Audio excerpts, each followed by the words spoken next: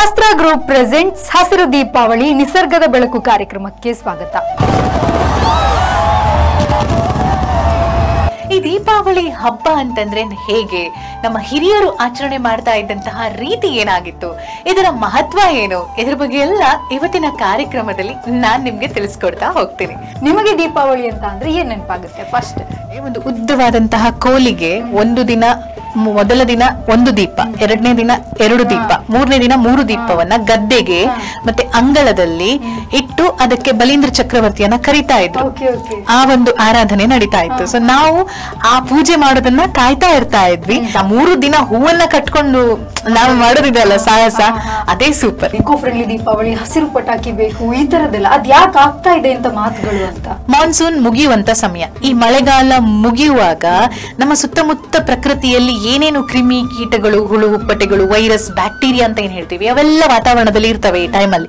ಅವೆಲ್ಲವನ್ನ ಓಡಿಸ್ಬೇಕು ಅಂತಂದ್ರೆ, ನಮ್ಮ ಏರ್ ಅನ್ನ ಪ್ಯೂರಿಫೈ ಮಾಡ್ಬೇಕು ಅಂತಂದ್ರೆ ನಾವಾಗ ಈ ದೀಪಗಳನ್ನ ಹಚ್ಚಬೇಕು.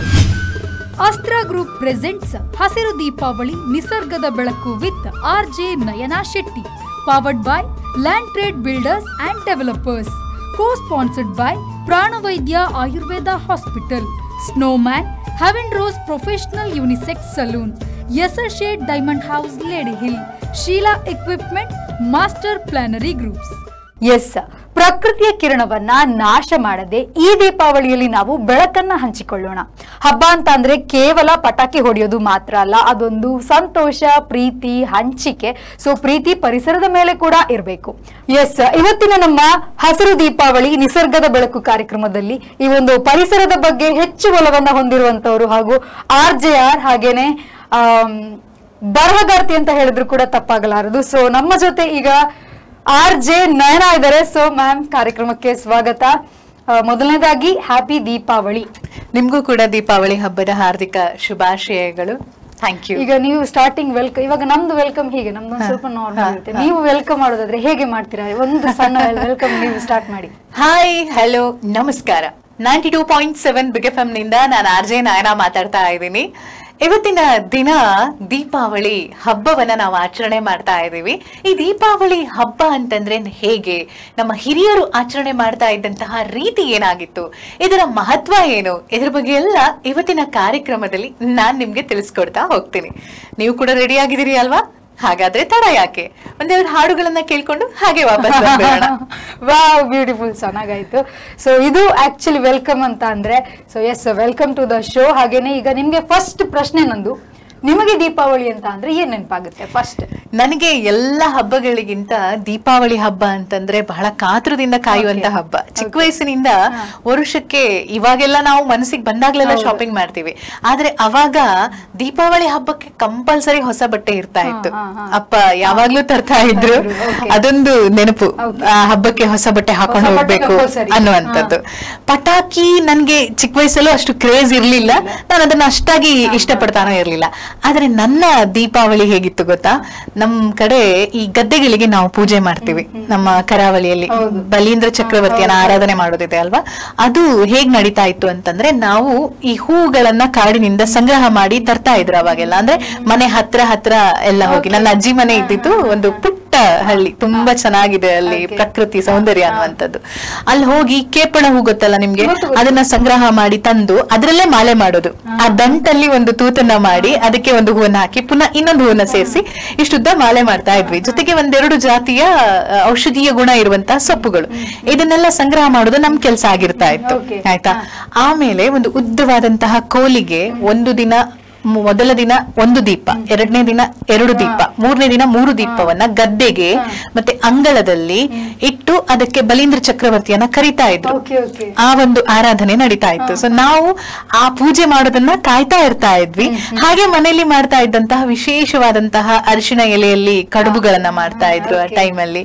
ಆಮೇಲೆ ಇಡ್ಲಿ ಅಥವಾ ಏನಾದ್ರೂ ಒಂದು ಇದ್ದೇ ಇರ್ತಾ ಇತ್ತು ಸ್ಪೆಷಲ್, ಆ ಒಂದು ಹಬ್ಬದ ಅಡುಗೆಗಳು.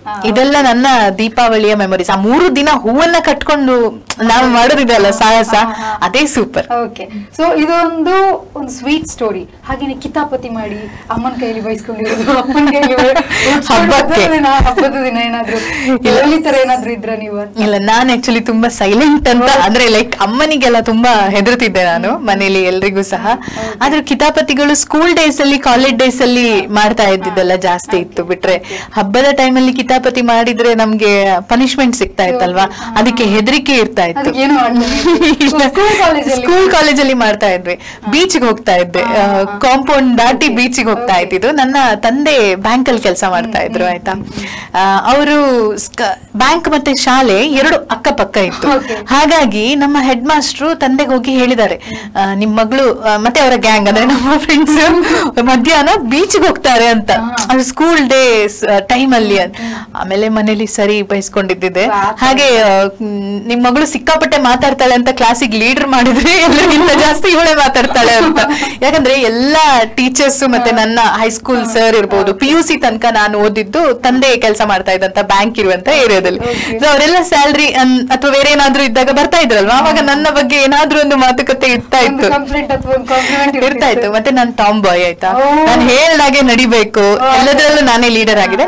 ಕ್ಲಾಸ್ ಅಲ್ಲಿ ಸಹ ಟಾಪರ್ ಆಗಿದ್ದೆ. ಒಂದ್ ರೀತಿ ಹುಡುಗರಿಗೆಲ್ಲ ಹೆದರ್ಸ್ಕೊಂಡಿದ್ದೆ. ಪ್ರೈಮರಿ ಸ್ಕೂಲ್ ಅಲ್ಲಿ ನನ್ ಜೊತೆ ಯಾರೆಲ್ಲ ಫ್ರೆಂಡ್ಸ್ ಆಗಿದ್ದಾರೆ ಅವ್ರು ಇವತ್ತು ನಾನು ಹೀಗಾಗಿದ್ದೀನಿ ಅಂದ್ರೆ, ಇಷ್ಟು ಪಾಪ ಆಗಿದ್ದೀನಿ ಅಂತಂದ್ರೆ ನಂಬ್ಲಿಕ್ಕಿಲ್ಲ, ಅಷ್ಟು ಜೋರಿದ್ದೆ ನಾನು.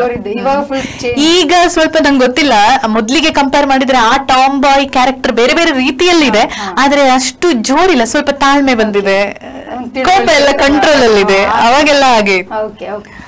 ಮೊದ್ಲೆಲ್ಲ ಅದೇ ದೀಪಾವಳಿ ಆಗ ನಾವು ಪಟಾಕಿ ಸಿಡಿಸ್ತಾ ಇದ್ವಿ, ಎಲ್ಲ ಮಾಡ್ತಾ ಇದ್ವಿ, ಬಟ್ ಇಕೋ ಫ್ರೆಂಡ್ಲಿ ಅನ್ನುವಂಥದ್ದು ಇರ್ಲಿಲ್ಲ. ಖಂಡಿತ. ಬಟ್ ಇತ್ತೀಚಿನ ದಿನಗಳಲ್ಲಿ ಜಾಸ್ತಿ ಆಗ್ತಾ ಇದೆ, ಇಕೋ ಫ್ರೆಂಡ್ಲಿ ದೀಪಾವಳಿ, ಹಸಿರು ಪಟಾಕಿ ಬೇಕು, ಈ ತರದೆಲ್ಲ. ಅದ್ ಯಾಕೆ ಆಗ್ತಾ ಇದೆ ಅಂತ ಮಾತುಗಳು ಅಂತ? ಆಗ್ಲೇಬೇಕು. ಯಾಕಂದ್ರೆ ಮೊದ್ಲೆಲ್ಲ ನಮ್ಮ ಪರಿಸರ ಹೇಗಿರ್ತಾ ಇತ್ತು ಅಂತಂದ್ರೆ, ಈಗ ನಮ್ಮ ಮಂಗಳೂರಲ್ಲೇ ತಗೊಂಡ್ರೆ ಎಲ್ಲ ಹೇಳ್ತಿದ್ರು ಇದೆಲ್ಲ ಬಯಲಾಗಿತ್ತು, ಒಂದ್ ಕಾಲದಲ್ಲಿ ಇಲ್ಲಿ ಗದ್ದೆ ಇತ್ತು, ಇಲ್ಲಿ ತೋಟ ಅಥವಾ ಏನೋ ಏನೆಲ್ಲ ಇರ್ತಾ ಇತ್ತು, ಹಸಿರು ಇತ್ತು ಅಂತ.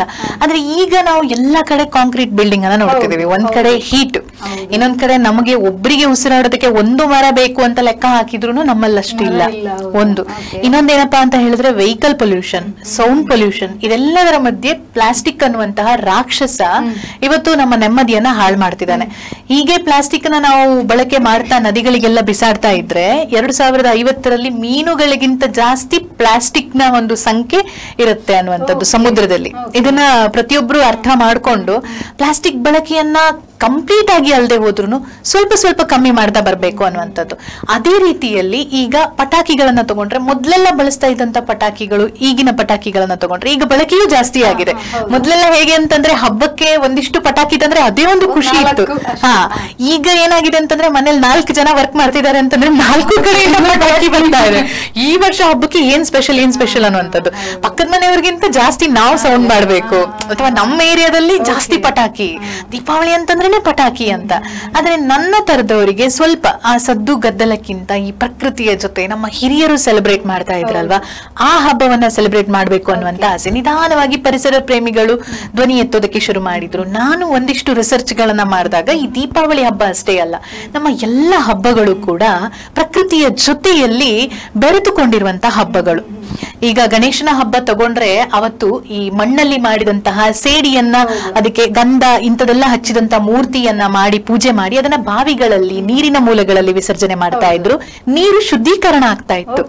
ಮಳೆಗಾಲದಲ್ಲಿ ಏನೇನೆಲ್ಲ ಬರ್ತಿತ್ತಲ್ವಾ ಅದೆಲ್ಲ ಹೋಗ್ತಾ ಇತ್ತು, ಆ ನೀರು ಶುದ್ಧ ಆಗ್ತಾ ಇತ್ತು, ನಮಗೆ ಕುಡಿಯೋದಕ್ಕೆ ಒಳ್ಳೇದು ಅನ್ನುವಂಥದ್ದು. ಒಂದ್ ಕಡೆ ಆರಾಧನೆ, ಇನ್ನೊಂದ್ ಕಡೆ ಆರೋಗ್ಯಕ್ಕೆ ಒಳ್ಳೇದು ಅನ್ನುವಂಥದ್ದು. ದೀಪಾವಳಿನ ತಗೊಳ್ಳೋಣ, ಮಾನ್ಸೂನ್ ಮುಗಿಯುವಂತ ಸಮಯ. ಈ ಮಳೆಗಾಲ ಮುಗಿಯುವಾಗ ನಮ್ಮ ಸುತ್ತಮುತ್ತ ಪ್ರಕೃತಿಯಲ್ಲಿ ಏನೇನು ಕ್ರಿಮಿ ಕೀಟಗಳು, ಹುಳು ಹುಪ್ಪಟೆಗಳು, ವೈರಸ್, ಬ್ಯಾಕ್ಟೀರಿಯಾ ಅಂತ ಏನ್ ಹೇಳ್ತೀವಿ ಅವೆಲ್ಲ ವಾತಾವರಣದಲ್ಲಿ ಇರ್ತವೆ ಈ ಟೈಮಲ್ಲಿ. ಅವೆಲ್ಲವನ್ನ ಓಡಿಸ್ಬೇಕು ಅಂತಂದ್ರೆ, ನಮ್ಮ ಏರ್ ಅನ್ನ ಪ್ಯೂರಿಫೈ ಮಾಡ್ಬೇಕು ಅಂತಂದ್ರೆ ನಾವಾಗ ಈ ದೀಪಗಳನ್ನ ಹಚ್ಬೇಕು. ಎಳ್ಳೆಣ್ಣೆ ದೀಪ, ಹರಳೆಣ್ಣೆ ಅಥವಾ ಬೇರೆ ಬೇರೆ ಎಣ್ಣೆಗಳನ್ನ ಬಳಸಿ ತುಪ್ಪದ ದೀಪವನ್ನ ಹಚ್ತಾ ಇದ್ರು ನಮ್ಮ ಹಿರಿಯರು.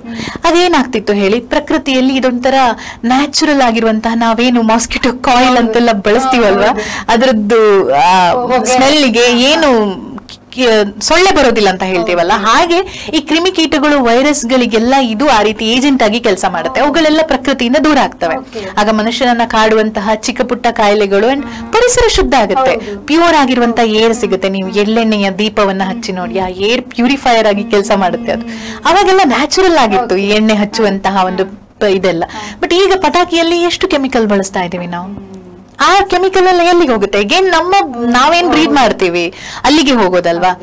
ಅವಾಗ ಬೆಳೆಗಳು ಕೈಗೆ ಬರ್ತಾ ಇದ್ದಂತ ಸಮಯ ದೀಪಾವಳಿನ ನಾವು ತಗೊಂಡ್ರೆ, ನಮ್ಮಲ್ಲಿ ಬೆಳೆ ಕಟಾವು ಒಂದಲ್ಲ ಒಂದು ರೀತಿಯಾದಂತ, ಇಡೀ ದೇಶದಲ್ಲಿ ನೀವು ತಗೊಂಡ್ರು ಅಲ್ಲಲ್ಲಿ ಆ ಹಬ್ಬಗಳ ಒಂದೊಂದು ಹಬ್ಬದ, ಸಂಕ್ರಾಂತಿ ಹಬ್ಬದ ಆಚರಣೆ ತಗೊಳ್ಳಿ, ಅಲ್ಲೆಲ್ಲ ಆ ಹಬ್ಬ ಅಷ್ಟೇ ಅಲ್ಲ, ಪರಿಸರವನ್ನ ಕಾಪಾಡುವಂತದ್ದು ಕೂಡ ನಮಗ್ ಗೊತ್ತಿಲ್ದಂಗೆ ಆಗತ್ತೆ ಅಂತ. ನಾವು ಸ್ವಲ್ಪ ದಿನಕ್ಕೆ ಮೊದಲು ಚೌತಿಗೆ ಇಲ್ಲಿ ಕದಿರು ಹಬ್ಬ ಅಂತ ಮಾಡ್ತೀವಿ. ಅದು ಭೂಮಿ ತಾಯಿಗೆ ಒಂದು ಥ್ಯಾಂಕ್ಸ್ ಹೇಳುವಂತಹ, ಒಂದು ಕೃತಜ್ಞತೆ ಹೇಳುವಂತದ್ದು, ನಮ್ಗೆ ಅಷ್ಟೆಲ್ಲ ಕೊಡ್ತಿರುವಂತದ್ದು ಅಂತ. ಅದೇ ರೀತಿ ಈ ಕಟಾವಿಗೆ ಬರುವಂತ ಸಮಯದಲ್ಲಿ ಈಗೆಲ್ಲ ಇರುವಂತಹ ಒಂದು ಫೆಸಿಲಿಟೀಸ್ ಇರ್ಲಿಲ್ಲ. ಆಗ ಮನೆಗೆ ಬೆಳೆಗಳನ್ನ ತಗೊಂಡ್ ಬರೋದ್ರ ಒಳಗಡೆ ಕಾಡು ಪ್ರಾಣಿಗಳು, ಹುಳ ಹುಪ್ಪಟೆಗಳು, ಕೀಟಗಳೆಲ್ಲ ಹಾಳು ಮಾಡಬಾರ್ದು ಅಂತ ಈ ರೀತಿ ಗದ್ದೆಗೆಲ್ಲ ದೀಪವನ್ನ ಹಚ್ಚಿ ಇಡ್ತಾ ಇದ್ರು. ಆಯ್ತಾ, ಆ ಹುಳ ಹುಪ್ಪಟೆಗಳು ದೂರ ಹೋಗ್ತಾ ಇದ್ವಿ, ಬೆಳೆ ಪ್ರೊಟೆಕ್ಟ್ ಆಗ್ತಿತ್ತು. ಇನ್ನು ಸದ್ದುಗಳ ವಿಷಯಕ್ಕೆ ಬಂದ್ರೆ, ಅವಾಗ ಕಾಡು ಪ್ರಾಣಿಗಳ ಹಾವಳಿ ತಪ್ಪಬೇಕು ಅಂತ 3 ರಿಂದ 5 ದಿನಗಳ ಕಾಲ ಆ ಸದ್ದುಗಳನ್ನೆಲ್ಲ ಆರಂಭದಲ್ಲಿ ಮಾಡ್ತಾ ಇದ್ರು ಅನ್ನುವಂಥದ್ದು.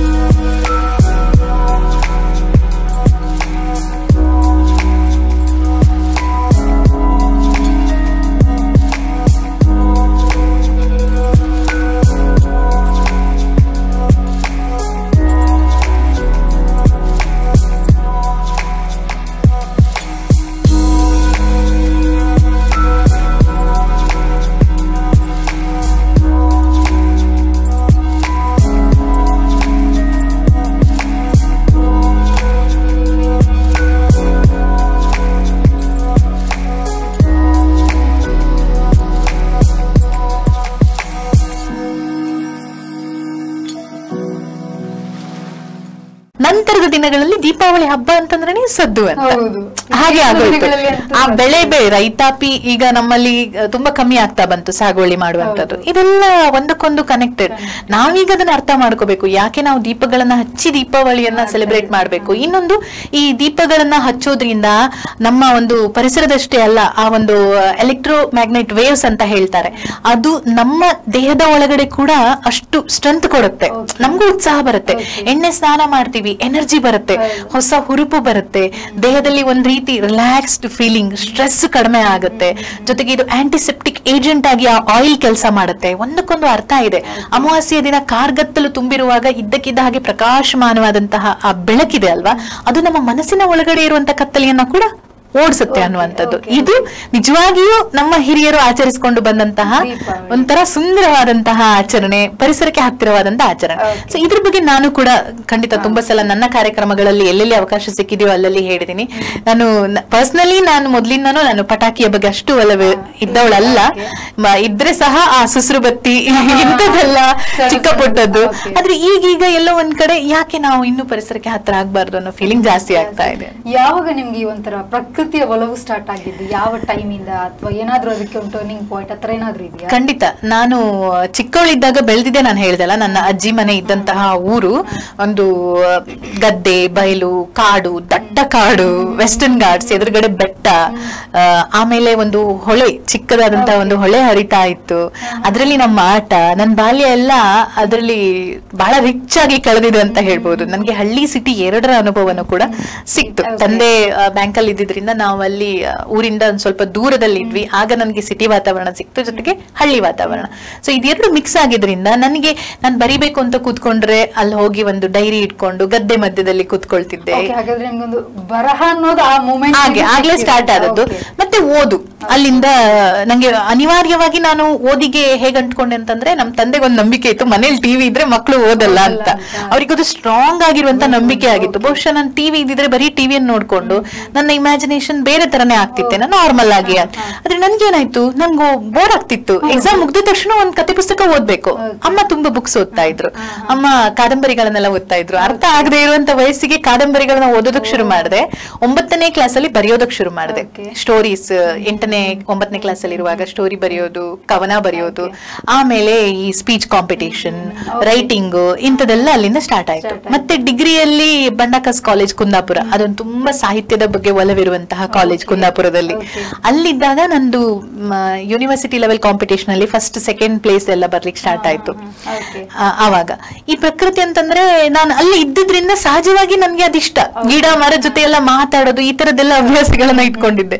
ಆ ಹುಲ್ಲು, ಪ್ರತಿಯೊಂದು ಆ ಹುಲ್ಲು ಮೇಲೆ ನಡೆಯುವಂತ ಒಂದು ಸ್ಪರ್ಶದಿಂದ ಹಿಡಿದು ಇಬ್ಬನಿಯ ಹನಿ ತನಕ ಅದ್ರ ಬಗ್ಗೆ ಕೂಡ ಬರೀತಾ ಇದ್ದೆ, ಅದನ್ನ ಅಬ್ಸರ್ವ್ ಮಾಡ್ತಾ ಮಾಡ್ತಾ. ಆದ್ರೆ ನನಗೆ ನಿಜ ಹೇಳ್ತೀನಿ, ನನಗೆ ಈ ವೆಸ್ಟರ್ನ್ ಘಾಟ್ಸು, ನೀರೆಲ್ಲಿಂದ ಬರುತ್ತೆ, ಇದೆಲ್ಲ ನನಗೆ ಗೊತ್ತಿರ್ಲಿಲ್ಲ. ಅದಕ್ಕೆ ನಾನು ಥ್ಯಾಂಕ್ಸ್ ಹೇಳ್ಬೇಕಾಗಿರೋದು ಮಂಗಳೂರಲ್ಲಿ ಇಬ್ರು ವ್ಯಕ್ತಿಗಳಿಗೆ. ಒಂದು ಶಶಿಧರ್ ಶೆಟ್ಟಿ ಅವರು, ಪರಿಸರಕ್ಕೋಸ್ಕರ ಬಹಳ ಕೆಲಸಗಳನ್ನ ಮಾಡ್ತಾ ಇರೋರು. ಇನ್ನೊಂದು ದಿನೇಶ್ ಹೊಳ್ಳ ಸರ್. ಅವರಿಬ್ಬರ ಒಂದು ಕೆಲಸ ಕಾರ್ಯಗಳನ್ನ ಹತ್ತಿರದಿಂದ ಅಬ್ಸರ್ವ್ ಮಾಡಿದವಳು ನಾನು. ಶಶಿಧರ್ ಶೆಟ್ಟಿ ಅವರು ಇಲ್ಲಿ ಸಿಟಿಯಲ್ಲಿ ಯಾವಾಗ್ಲೂ ಅವರು ಜೂನ್ ಜುಲೈಯಲ್ಲಿ ಸಾಮಾನ್ಯವಾಗಿ ಸಂಡೇ ವೆಸ್ಟರ್ನ್ ಘಾಟ್ಸ್ ಅಲ್ಲಿ ಗಿಡ ನೆಡೋದಕ್ಕೆ ಹೋಗ್ತಿದ್ರು. ಸಿಟಿ ಒಳಗಡೆ ಎಲ್ಲ ತುಂಬಾ ಗಿಡ ನೆಡೋದು, ಯಾರಾದ್ರೂ ಗಿಡವನ್ನ ಕಡ್ದಾಗ ಅದ್ರ ಬಗ್ಗೆ ಧ್ವನಿ ಎತ್ತುವಂಥದ್ದು, ಇಂಥ ಕೆಲಸಗಳನ್ನೆಲ್ಲ ಮಾಡ್ತಾ ಇದ್ರು. ಜೊತೆಗೆ ಅವರ ಸಂಪರ್ಕದಲ್ಲಿ ಮತ್ತೆ ದಿನೇಶ್ ಹೊಳ್ಳ ಸರ್ ವೆಸ್ಟರ್ನ್ ಘಾಟ್ಸ್ ನ ಉಳಿಸೋದಕ್ಕೋಸ್ಕರ ಅವ್ರು ಮಾಡ್ತಾ ಇರುವಂತ ಹೋರಾಟ, ಅವರು ವೆಸ್ಟರ್ನ್ ಘಾಟ್ಸ್ ನ ಮೂಲೆಗಳಲ್ಲಿ ಸುತ್ತಿರೋದು, ಅವರಿಂದ ನನಗೆ ಅಲ್ಲಿ ಯಾವ ರೀತಿ ಶೋಲಾ ಫಾರೆಸ್ಟ್ ಗಳು ಬೀಳ್ತಾ ಇರುವಂತಹ ಒಂದು ಮಳೆ ನೀರನ್ನ ಹಿಡಿದಿಟ್ಟುಕೊಂಡು 365 ಡೇಸ್ ಹೇಗೆ ಆ ನೀರನ್ನ ರಿಲೀಸ್ ಮಾಡ್ತಾ ನಮ್ಮ ನೇತ್ರಾವತಿ ನದಿ ಇರ್ಬೋದು ಅಥವಾ ನಮ್ಮ ಪಶ್ಚಿಮ ಘಟ್ಟದ ಎಷ್ಟೋ ಜೀವ ನದಿಗಳನ್ನ ಹೇಗೆ ವರ್ಷವಿಡೀ ಜೀವಂತವಾಗಿ ಇಡ್ತವೆ ಅಂತ. ಮೊದಲಂದ್ರೆ ಏಪ್ರಿಲ್ ಮೇಲೆ ನೀರ್ ಕಡಿಮೆ ಆಗ್ತಿತ್ತು, ಬಿಟ್ರೆ ಅಲ್ಲಿವರೆಗೂ ಆ ಒಡಲು ಬರಿದಾಗುವಂತದ್ದು ಇಲ್ವೇ ಇಲ್ಲ ನದಿ ನೀರು. ಆ ರೀತಿಯ ಶೋಲಾ ಫಾರೆಸ್ಟ್ ಮಹತ್ವ ಗೊತ್ತಾಯ್ತು ನನಗೆ. ಒಂಥರ ನೀರಿನ ಬಟ್ಟಲು ರೀತಿಯಲ್ಲಿ ಕೆಲಸ ಮಾಡ್ತವೆ ಅಂತ. ಆಮೇಲೆ ಹೌದಲ್ವಾ, ನಮ್ ವೆಸ್ಟರ್ನ್ ಘಾಟ್ಸ್ ಉಳಿದ್ರೆ ಮಾತ್ರ ನಮಗೆ ನೀರ್ ಸಿಗ್ತದೆ ಅನ್ನುವಂಥದ್ದು. ಅದನ್ನ ಸಹ ನನ್ನ ಕಾರ್ಯಕ್ರಮಗಳಲ್ಲೆಲ್ಲ ರಿಸರ್ಚ್ ಮಾಡ್ತಾ ಅದು. ಇನ್ನು ಗಿಡ ಮರ ಬೇಕು ಅನ್ನುವಂಥದ್ದು ಖಂಡಿತ ಅರ್ಥ ಆಗಿದೆ. ಪರ್ಸನಲಿ ಕೂಡ ನಾನು ಬಹಳಷ್ಟು ಗಿಡಗಳನ್ನ ನೆಟ್ಟಿದ್ದೀನಿ. ಹಾಗಾಗಿ ಆ ಮಾತಾಡುವಂತ ಅರ್ಹತೆ ಇದೆ ಅಂತ ನಾನು ಅನ್ಕೊಳ್ತೀನಿ. ಮತ್ತೆ ಎಲ್ಲೋ ಒಂದ್ ಕಡೆ ಕೆಲವರು ನಾನು ಶೋ ಮಾಡಿದಾಗ್ಲೆಲ್ಲ ನಾವು ಗಿಡ ನೆಟ್ಟಿದೀವಿ ಅಂತ ಫೋಟೋ ಕಳ್ಸೋದು, ಇನ್ನು ಕೆಲವರು ಹೇಳೋದು. ನಾನ್ ಕೂಡ ಕೆಲವರಿಗೆ ಗಿಫ್ಟ್ ಕೊಡ್ತಾ ಇದ್ದೆ, ನನಗ್ ಕೆಲವ್ರು ಗಿಫ್ಟ್ ಕೊಡ್ತಾ ಇದ್ರು. ಅದ್ರ ಬಗ್ಗೆ ಆರ್ಟಿಕಲ್ಸ್ ಬರ್ದಿದ್ದೀನಿ. ಅಶ್ವತ್ಥ ಮರದ ಮದುವೆ ಬಗ್ಗೆ ನಂದೊಂದು ಆರ್ಟಿಕಲ್ ನನ್ನ ಬುಕ್ ಅಲ್ಲಿ ಇದೆ, ಈ ಪಯಣ ನೂತನ ಪುಸ್ತಕದಲ್ಲಿ. ಮರಗಳ ಮದುವೆ ಎಷ್ಟು ಚಂದ ಅಲ್ವಾ ಕಾನ್ಸೆಪ್ಟ್. ಹಿರಿಯರು ಅದನ್ನ ಯಾಕೆ ಮಾಡ್ತಿದ್ರು, ಒಂದು ಅರಳಿ ಮರ ಊರಿಗಿದ್ರೆ ಅದೊಂದು ದೊಡ್ಡ ಯಜಮಾನನ ರೀತಿ. 100 ಕುಟುಂಬಗಳನ್ನ ಕಾಪಾಡುತ್ತೆ, ಪ್ಯೂರ್ ಆಕ್ಸಿಜನ್ ಕೊಡುತ್ತೆ. ಅದರ ಬೇರುಗಳಿಂದ ಹಿಡಿದು ಎಲೆಗಳ ತನಕ ಮನುಷ್ಯನ ಬೇರೆ ಬೇರೆ ಕಾಯಿಲೆಗಳಿಗೆ ಅವಾಗೆಲ್ಲ ಎಲ್ಲಿದ್ರು ಡಾಕ್ಟರ್ಸ್ ಅಥವಾ ಮೆಡಿಸಿನ್. ಆಗ ಇವರು ಅರಳಿ ಮರವನ್ನ ಹೇಗೆ ಉಳಿಸ್ಬೇಕು ಅಂತಂದ್ರೆ ಅದನ್ನ ಮದುವೆ ಮಾಡಿ ಉಳಿಸ್ತಾ ಇದ್ರು. ಊರಿಗೊಂದು ಅರಳಿ ಮರ, ಅಶ್ವತ್ಥ ಮರ ಇದ್ದೇ ಇರ್ತಾ ಇತ್ತು. ಅದಕ್ಕೆ ತುಳಸಿ ಗಿಡ ಅಥವಾ ಕಹಿಬೇವಿನ ಗಿಡದ ಜೊತೆಯಲ್ಲಿ ಮದುವೆ. ವರ ಅಂದ್ರೆ ನಾರಾಯಣ, ಅಶ್ವತ್ಥ ನಾರಾಯಣ ಅಂದ್ರೆ ಅದು ಅಶ್ವತ್ಥ ಮರ. ಒಂದು ಮರ ಇದೆ ಅಂತಂದ್ರೆ ಅದಕ್ಕೆ ಒಂದು 8 ವರ್ಷ ಪ್ರಾಯ ಆಗು. ಆ ಮರದಲ್ಲಿ ಒಂದು ಮಿನಿಮಮ್ ಒಂದಿಷ್ಟು ಎಲೆಗಳು ಇರ್ಬೇಕು ಅಂತ ಇರ್ತದೆ. ಆ ಎಲೆಗಳು ಇದ್ದ ತಕ್ಷಣ ಪುರೋಹಿತರನ್ನ ಮುಂದೆ ಏನೇನ್ ಮಾಡ್ಬೋದು ಅಂತ ತಿಳ್ಕೊಂಡು ಕೆಲವರು ಅವರ ಜಾಗದಲ್ಲಿ ಇದೆ ಅಂತಂದ್ರೆ ಅದಕ್ಕೆ ಮದುವೆ ಅಂತ. ಸರಿ, ವಧು ಯಾರು ಅಂತ ಕೇಳಿದ್ರೆ ಲಕ್ಷ್ಮೀ ದೇವಿ ಅಂದ್ರೆ ತುಳಸಿ ಆಗ್ಬಹುದು. ಕೆಲವೊಂದು ಕಡೆ ತುಳಸಿ ಮಾಡ್ತಾರೆ, ಕೆಲವೊಂದು ಕಡೆ ಅದನ್ನ ಕಹಿಬೇವಿನ ಗಿಡದ ಜೊತೆಯಲ್ಲಿ. ನನ್ನ ಗಂಡನ ಮನೆಯಲ್ಲಿ ಹುಟ್ಟಿದಂತ ಒಂದು ಗಿಡಕ್ಕೆ ಮದುವೆ ಮಾಡಿಸಿದ್ದೇವೆ ನಾವು. ಅದೊಂದು ಮತ್ತೆ ಅಲ್ಲೇ ಹತ್ತಿರದಲ್ಲಿ ಅವರ ದೇವಸ್ಥಾನದಲ್ಲಿ ಕೂಡ ಆಗಿತ್ತು. ನನಗೆ 2 ಅಶ್ವತ್ಥ ಮರದ ಮದುವೆಯಲ್ಲಿ ಭಾಗಿಯಾಗುವಂತ ಒಂದು ಅವಕಾಶ ಸಿಕ್ತು. ಹಾಗೆ ನಾನು ಅದ್ರ ಬಗ್ಗೆ ರಿಸರ್ಚ್ ಮಾಡ್ತಾ ಅದನ್ನ ಹೇಗೆ ಮಾಡುದು ಅಂತೆಲ್ಲ, ಮತ್ತೆ ನಮ್ಮ ದೇಶದಲ್ಲಿ ಎಲ್ಲೆಲ್ಲ ಮಾಡ್ತಾರೆ ಬೇರೆ ಬೇರೆ ಊರುಗಳಲ್ಲಿ. ಕೆಲವೊಂದು ಕಡೆ ಅಶ್ವತ್ಥ ಮರದ ಬುಡದಲ್ಲಿ ನಾಗ, ಕಂಪಲ್ಸರಿ ನಾಗದೇವತೆ ಇರುವಂತದ್ದು ದೇವಸ್ಥಾನಗಳೆಲ್ಲ ನಾವು ನೋಡ್ತೇವೆ. ಆಂಜನೇಯ ದೇವಸ್ಥಾನದಲ್ಲಿ ಹೆಚ್ಚಾಗಿ ನೋಡ್ತೇವೆ. ಅಶ್ವತ್ಥ ಮರದ ಗಾಳಿಯನ್ನ ಬೆಳಿಗ್ಗೆ ತಗೊಂಡ್ರೆ ಎಷ್ಟು ಆರೋಗ್ಯ ಆರೋಗ್ಯಕ್ಕೆ ಒಳ್ಳೇದು ಅಂತ. ಮತ್ತೆ ಈ ಅಶ್ವತ್ಥ ಗಿಡ ಹಾಗೆಲ್ಲ ಹುಟ್ಟೋದಿಲ್ಲ, ಅದನ್ನ ನೆಡೋದು ಅಷ್ಟು ಸುಲಭದ ಕೆಲಸ ಅಲ್ಲ. ಅಶ್ವತ್ಥ ಬೀಜಗಳು ಬಹಳ ಗಟ್ಟಿ, ಆಯ್ತಾ. ಆ ಗಟ್ಟಿ ಬೀಜಗಳಿದೆ ಅಲ್ಲ, ಅದು ಮೊಳಕೆ ಬರ್ಬೇಕು ಅಂತಂದ್ರೆ ಯಾವ್ದಾದ್ರು ಪಕ್ಷಿ ಅದನ್ನ ತಿಂದು ಅದರ ಹಿಕ್ಕೆಯಿಂದ ಹೊರಗಡೆ ಬರುವಾಗ ಮೃದುವಾಗಿ ಅಲ್ಲಿಂದ ಗಿಡ ಹುಟ್ಟುವಂತದ್ದು. ಹೌದಾ? ಇದೆಲ್ಲ ಈ ಪಯಣ ನೂತನದಲ್ಲಿ ಇದೆ. ಆಕ್ಚುಲಿ ನಾನು ಇವತ್ರ ಕೇಳ್ಬೇಕು ಅಂತ ಅನ್ಕೊಂಡೆ. ಇವಾಗ ನೀವು ಬರ್ದಿದ್ದೀರಾ ಈ ಪಯಣ ನೂತನ ಅಂತ. ಈ ಬುಕ್ ನಾವ್ ಯಾಕೆ ಓದ್ಬೇಕು ಅನ್ನೋಂಥದ್ದು ನನ್ ಪ್ರಶ್ನೆ ಇತ್ತು. ಅದನ್ನ ಈಗ ನೀವೇ ಹೇಳ್ಬಿಟ್ರಿ, ಯಾಕೆ ಓದ್ಬೇಕು ಅನ್ನೋಂಥದ್ನ. ಇದನ್ನ ಬರೀಲೇಬೇಕು ನಾನು ಅನ್ನುವಂತ ಒಂದು ಥಾಟ್ ಯಾವಾಗ ಬಂತು ನಿಮ್ಗೆ? ಬುಕ್ ಬರೆಯುವಂತಹ ಯೋಚನೆಯಿಂದ ಹುಟ್ಟಿಕೊಂಡಂತಲ್ಲ. ನಾನು ಏನಾದ್ರೂ ಒಂದು ಇನ್ಸ್ಪೈರ್ ಆದಾಗ, ಈಗ ಅಶ್ವತ್ಥ ಗಿಡದ ಬಗ್ಗೆ ಇನ್ಸ್ಪೈರ್ ಆಗೋದಕ್ಕೆ ಕಾರಣ ಏನಪ್ಪಾ ಅಂತ ಹೇಳಿದ್ರೆ, ಒಂದು ಅಶ್ವತ್ಥ ಮದ್ವೆ ಆದಾಗ ಒಂದಿಷ್ಟು ಪ್ರಶ್ನೆಗಳು ಹುಟ್ಕೊಂಡಿತ್ತು, ಹೇಗೆ ಏನು ಅಂತ. ಇನ್ನೊಂದೇನಪ್ಪಾ ಅಂತಂದ್ರೆ, ನನ್ನ ಫ್ರೆಂಡಿಗೆ ಅಶ್ವತ್ಥ ಗಿಡವನ್ನ ಗಿಫ್ಟ್ ಆಗಿ ಕೊಟ್ಟೆ ನಾನು. ನನ್ನ ತಲೆಯಲ್ಲಿ ಅಶ್ವತ್ಥ ಗಿಡ ಆಕ್ಸಿಜನ್ ಕೊಡುತ್ತೆ, ಅದಕ್ಕೋಸ್ಕರ ನಾನು ಕೊಟ್ರೆ ಶ್ರೇಷ್ಠವಾದದನ್ನ ಕೊಡ್ಬೇಕು ಅನ್ನೋದಿತ್ತು ನನ್ಗೆ. ಅಂತಿಂತದ್ದಾಗ್ಬಾರ್ದು, ಅಶ್ವತ್ಥ ಗಿಡನೇ ಕೊಡ್ಬೇಕು ಅಂತ. ಕೊಟ್ಟ ಮೇಲೆ ಹೀಗೆ ಮಾತಾಡ್ತಾ ಇರುವಾಗ ಎಲ್ರು ಹೇಳ್ತಾ ಇದ್ರು, ಅಶ್ವತ್ಥ ಗಿಡನ ಹಾಗೆಲ್ಲ ಕೊಟ್ರೆ ಅಂದ್ರೆ ಮದ್ವೆ ಮಾಡಿಸ್ಬೇಕು, ಅದು ಅಷ್ಟು ಈಸಿ ಅಲ್ಲ ಅಂದ್ರೆ ಹೆದರ್ತಾರೆ. ಎಲ್ಲೋ ಒಂದ್ ಕಡೆ ಅಶ್ವತ್ಥ ಗಿಡ ನೆಟ್ರೆ ಮದ್ವೆ ಮಾಡ್ಲಿಲ್ಲ ಅಂತಂದ್ರೆ ನಮ್ಗೆ ಅದು ಏನಾದ್ರು ಸಮಸ್ಯೆಗಳಾಗ್ಬೋದಾ, ಅದನ್ನ ಯಾರು ನೆಡ್ತಾರೆ ಅವರು ಅದನ್ನ ಆ ಜಾಗದಲ್ಲಿ ಎಲ್ಲಿ ಇರ್ತದೆ ಅವರು ಉಪನಯನ ಮತ್ತು ಮದ್ವೆ ಮಾಡಬೇಕು. ಉಪನಯನ ಅದಕ್ಕೋಸ್ಕರ ಸಾಮಾನ್ಯವಾಗಿ ಹೆಚ್ಚಿನವರು ಈ ಮಾತನ್ನ ಹೇಳಿದ್ರು. ನನ್ಗೆ ಯಾಕೆ ಹೀಗೆ ಅಂತ ಒಂದಿಷ್ಟು ರಿಸರ್ಚ್ ನ ಮಾಡ್ತಾ ಆರ್ಟಿಕಲ್ ಹುಟ್ಕೊಳ್ತು. ಇನ್ನು ನಾನು ನಿಮ್ಗೆ ಗೊತ್ತಿದೆ, ರೇಡಿಯೋದಲ್ಲಿ 12 ವರ್ಷ ಆಯ್ತು. 12 ವರ್ಷದಲ್ಲಿ ತುಂಬಾ ಜನರು ನನ್ನ ಜೀವನದಲ್ಲಿ ಬಂದು ಹೋಗ್ತಾ ಇದ್ದಾರೆ. ಒಂದಿಷ್ಟು ಒಳ್ಳೆ ವಿಚಾರಗಳು ಕಲ್ತ್ಕೊಳ್ಳುವಂತದ್ದು, ಪ್ರಾಮಾಣಿಕವಾದಂತಹ ಒಂದು ಬೆಸುಗೆ. ಅದ್ರಲ್ಲಿ ಒಬ್ಳು ಹುಡುಗಿ ನನ್ನ ಕಾಲರ್ ಆಗಿದ್ದಾಗ ಯಾವಾಗ್ಲೂ ಅಳ್ತಾ ಇದ್ಲು, ತನ್ನ ಸಮಸ್ಯೆಗಳನ್ನ ಹೇಳ್ಕೊತಾ ಇದ್ಲು. ಚಿಕ್ಕ ವಯಸ್ಸಿಗೆ ತಂದೆ ತಾಯಿಯನ್ನ ಕಳ್ಕೊಂಡಿದ್ಲು. ಏನೂ ಇಲ್ಲ, ನನ್ಗೆ ಈ ಪ್ರಪಂಚದಲ್ಲಿ ಯಾರು ಇಲ್ಲ ಅನ್ನುವಂತ ಒಂದು ಮನಸ್ಥಿತಿ. ಆದ್ರೆ ಆ ಹುಡುಗಿ ನನ್ನನ್ನ ತುಂಬಾ ಹಚ್ಕೊಂಡಿದ್ಲು. ನಾನು ಕೂಡ ನನಗೆ ಗೊತ್ತಿಲ್ಲದೆ ಇರೋ ಹಾಗೆ ಅವಳನ್ನ ನಾನು ಹಚ್ಕೊಂಡಿದ್ದೆ. ಹೀಗೆ ಕಾನ್ವರ್ಸೇಷನ್ ಆಗ್ತಾ ಆಗ್ತಾ ನಾನು ಯಾವಾಗ್ಲೂ ಅವಳಿಗೆ ಹೇಳೋದು, ನೀನೇನಾದ್ರೂ ಮಾಡು ಜೀವ, ಯಾಕಂದ್ರೆ ಮದ್ವೆ ಆಯ್ತು. ಅವಳಿಗೆ ಮದ್ವೆಯಲ್ಲೂ ಅಂತದ್ದೇನೋ ಜೀವನದಲ್ಲಿ ಸಿಗ್ಲಿಲ್ಲ ಆ ಒಂದು ಖುಷಿ ಅನ್ನುವಂಥದ್ದು. ನೋಡು, ನೀನು ಸಮಾಜಕ್ಕೋಸ್ಕರ ಆದ್ರೂ ಏನಾದ್ರೂ ಮಾಡ್ಬೇಕು. ಅಟ್ಲೀಸ್ಟ್ ನಮ್ಮ ಒಂದು ಜೀವನ ಏನ್ ಗೊತ್ತಾ, ಓಕೆ, ಒಂದು ಕುಟುಂಬ ಅಂದ ತಕ್ಷಣ ನಾವು ಮಾಡುವಂತ ಕರ್ತವ್ಯಗಳು ಬಹಳಷ್ಟಿದೆ. ಅದ್ರ ಆಚೆಗೆ ಸಮಾಜಕ್ಕೆ ಏನಾದ್ರೂ ವಾಪಸ್ ಕೊಡುವಂಥದ್ದು ಅಂತ ಇರುತ್ತೆ. ನೀನು ಕೂಡ ಅವಕಾಶ ಸಿಕ್ಕಿದ್ರೆ ಏನಾದ್ರೂ ಮಾಡು ಅಂತ ಹೇಳ್ತಾ ಇರ್ತಿದ್ದೆ ಯಾವಾಗ್ಲೂ. ಹೀಗಿರುವಾಗ ಅವಳಿಗೆ ಯಾರೋ ಹೀಗೆ ಕೇಳಿದ್ರಂತೆ, ಇಲೆಕ್ಷನ್ಗೆ ನಿಲ್ತೀಯಾ ಅಂತ, ಗ್ರಾಮ ಪಂಚಾಯತ್ ಇಲೆಕ್ಷನ್ಗೆ. ಅವಳು ನನ್ನ ಹತ್ರ ಕೇಳಿದ್ಲು, ನೋಡಿ ಹೋಗಿ ಹೋಗಿ ನನ್ನ ಹತ್ರ ಇಲೆಕ್ಷನ್ ನಿಲ್ತೀಯಾ ಅಂತ ಕೇಳ್ತಿದಾರೆ, ಯಾಕೆ ಆಗ್ಬಾರ್ದು ಅಂತ ಕೇಳಿದೆ. ನೀನೇನ್ ತಮಾಷೆ ಮಾಡ್ತಿದ್ದೀರಾ ನೀವು ಅಂತ ಕೇಳಿದ್ಲು. ನಾನು ಖಂಡಿತ ತಮಾಷೆ ಮಾಡ್ತಾ ಇಲ್ಲ, ನಾನು ಯಾವಾಗ್ಲೂ ನಿಂಗೆ ಹೇಳ್ತಿದ್ದೆ ಅಲ್ವಾ, ಸಮಾಜ ಸೇವೆ ಆದ್ರೂ ಮಾಡು ಅಂತ.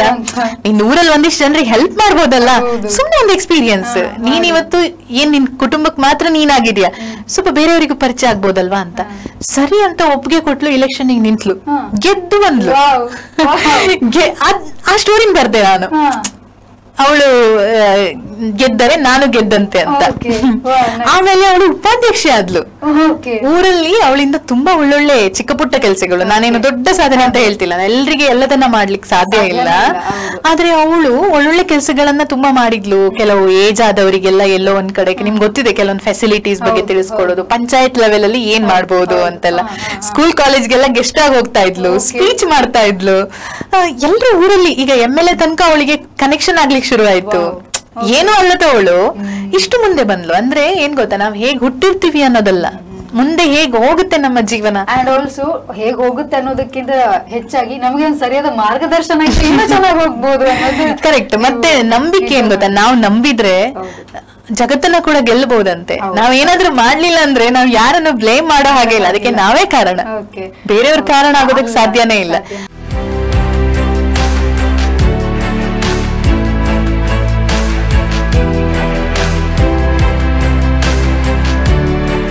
ಪಾರಂಪರಿಕ ಪಂಚಕರ್ಮ ಥಿಯೇಟರ್ಗಳು, ಉನ್ನತ ಆಯುರ್ವೇದ ಚಿಕಿತ್ಸೆ, ನೋ ಕಾಸ್ಟ್ EMI ಮತ್ತು ಎಲ್ಲಾ ಇನ್ಶೂರೆನ್ಸ್ ಸೌಲಭ್ಯಗಳೊಂದಿಗೆ ಪ್ರಾಣವೈದ್ಯ ಈಗ ಸಾವಿರಾರು ಜನರ ವಿಶ್ವಾಸದ ಹೆಸರಾಗಿದೆ. ನುರಿತ ತಜ್ಞರ ಸಲಹೆ, ಔಷಧಿಗಳು, ಶಸ್ತ್ರಚಿಕಿತ್ಸೆ ಇವುಗಳೆಲ್ಲ ಒಂದೇ ಸೂರಿನಡಿಯಲ್ಲಿ ಲಭ್ಯ. ಬೆಂಗಳೂರು ನಗರದ 4 ದೊಡ್ಡ ಕೇಂದ್ರಗಳಿಂದ ಬೆಳೆದ ನಮ್ಮ ಹೆಜ್ಜೆಗಳನ್ನು ಗುರುತಿಸಿ ನಮ್ಮ ಸೇವೆಗೆ 10 ಪ್ರಶಸ್ತಿ, ಗೌರವಗಳು ಲಭಿಸಿವೆ. ಇಂದು ಅದೇ ದಾಟಿಯಲ್ಲಿ ನಮ್ಮ ಹೆಜ್ಜೆಗಳು ಮಂಗಳೂರು ನಗರದ ಹೃದಯ ಭಾಗಕ್ಕೆ ತಲುಪಿವೆ. ಪ್ರಾಣವೈದ್ಯ, ನಿಮ್ಮ ಆರೋಗ್ಯಕ್ಕೆ ನಿಮ್ಮ ಊರಿಗೆ ಬಂದಿರುವ ಹೊಸ ಭರವಸೆ.